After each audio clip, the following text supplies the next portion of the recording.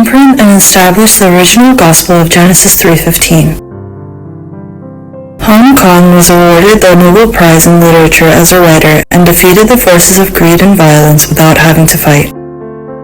Like her, the way to overcome the evil forces that seek to rule this world with Satan's deception without standing against or fighting them is to open our eyes to the spiritual world and deeply imprint and establish the original gospel of Genesis 3:15 that crushed Satan's head.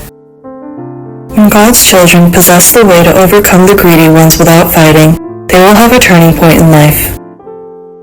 God sent 2 armies ahead of Jacob's crisis.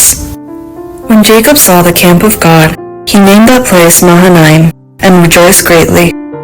Nevertheless, as soon as he heard that his brother Esau was coming with an army of 400 men, Jacob was overwhelmed with fear and despair because he fell into unbelieving humanism, which led him to protect his possessions by himself.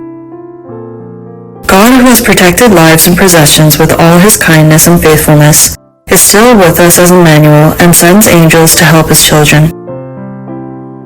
When the faith that God gave us the original gospel of Genesis 3:15 to overcome the vicious forces that operate according to Satan's deception becomes concrete, objectified, and real in our daily lives, we will not be shaken, deceived, or misled by the words of those who are demon-possessed. We whom God has called have the power and wisdom of God to overcome those who try to rule this world with Satan's deception. To both Jews and Greeks, Christ is the power of God and the wisdom of God. For the foolishness of God is wiser than man's wisdom, and the weakness of God is stronger than man's strength. We who possess Christ must be confident and wonderful Christians who do not tremble or fear in the face of any crisis, with the power of God that transcends all things, not only enjoying the gospel.